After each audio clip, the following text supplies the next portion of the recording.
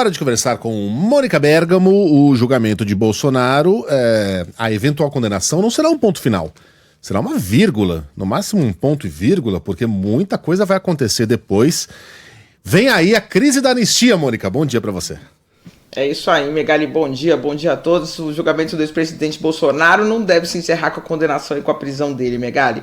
Os partidos que integram o governo do bolsonarista, Tarcísio de Freitas aqui em São Paulo, fizeram um movimento ontem em Brasília, o Megali, que assustou os que defendem uma punição exemplar, a primeira, a um político e a militares que que se envolvem com um golpe de Estado no Brasil.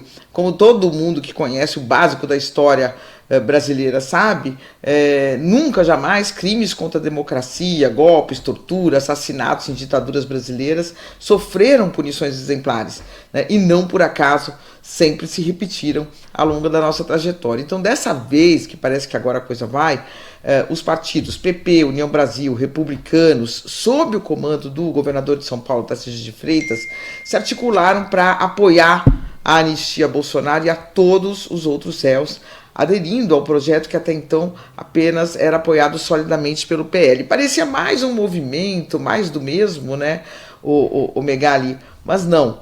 Ontem, o retorno que eu tive, eu ouvi líderes que estavam numa reunião que ocorreu com o presidente da Câmara, Hugo Motta, e o que eu entendi é que, de fato, há esse apoio sólido, e com isso o presidente da Câmara dos Deputados ficou na condição, o Hugo Motta ficou na condição incontornável de pautar a anistia, porque ele até agora estava segurando o projeto, o Megali, ele segue segurando, diz que não tem data ainda, que não tem relator, que não tem texto, que ainda vai conversar com o Senado, vai conversar com o Supremo, mas ele de fato ficou numa situação em que teve que admitir que sim, se a maioria dos líderes está com essa posição, ele não pode ir contra a maioria dos líderes de partidos na casa e vai ter que pautar a anistia.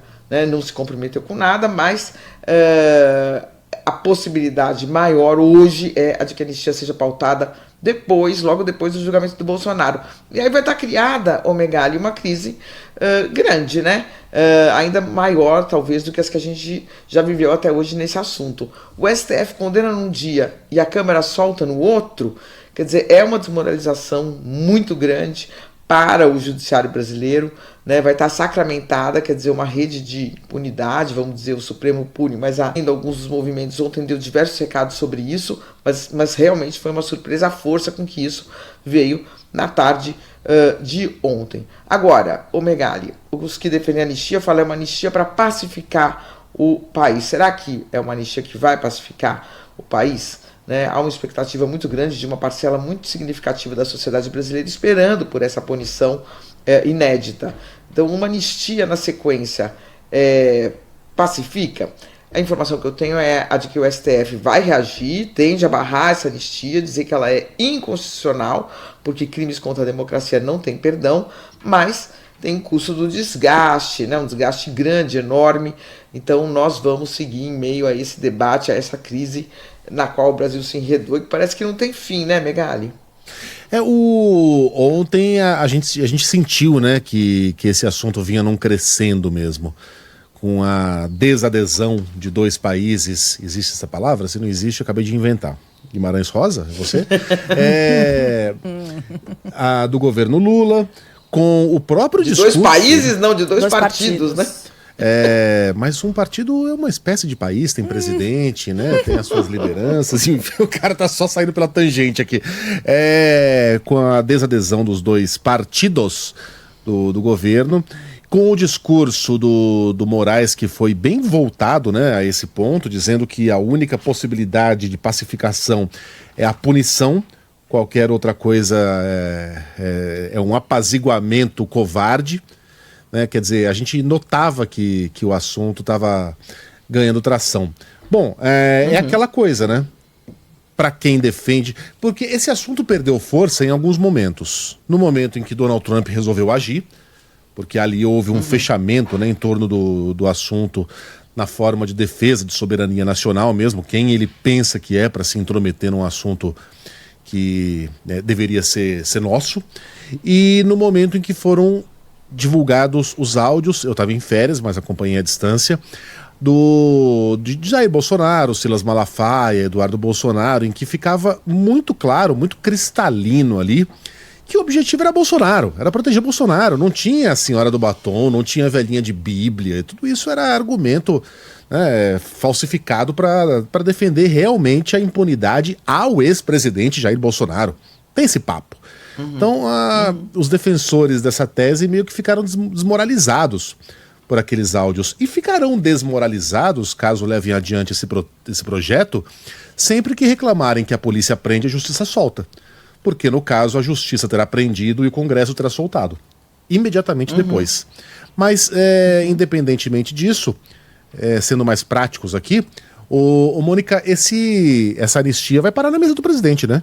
Ela vai depender de uma assinatura do presidente ou não? Não, ela vai... Não. Até nesse caso, não. Porque você tem a anistia, uma prerrogativa do Congresso Nacional. O presidente da República tem a prerrogativa de dar o indulto, que o Tarcísio de Freitas também já prometeu para o Bolsonaro, diz que se ele for eleito, ele assina como primeiro auto. Verdade. E a anistia é uma prerrogativa do Congresso Nacional, né?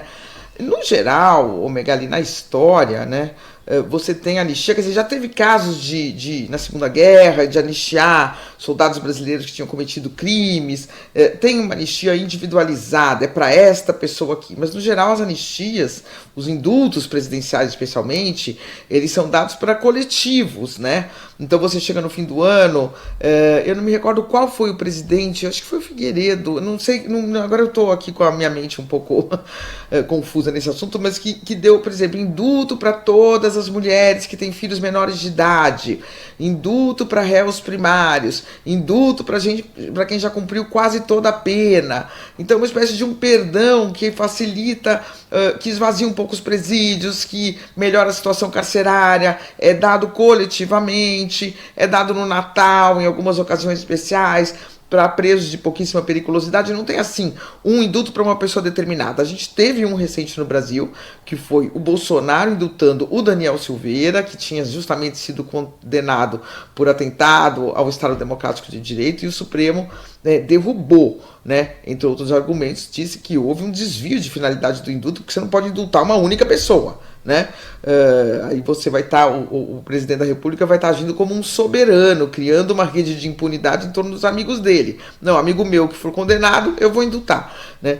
Então ali foi considerado totalmente inconstitucional. Agora seria uma anistia ou um indulto que, como disse você, pegaria a Débora do Batom, pegaria mais gente. Então, não é personalizado, mas né? Quer dizer, é feito sob medida realmente para o ex-presidente Jair Bolsonaro e para os militares.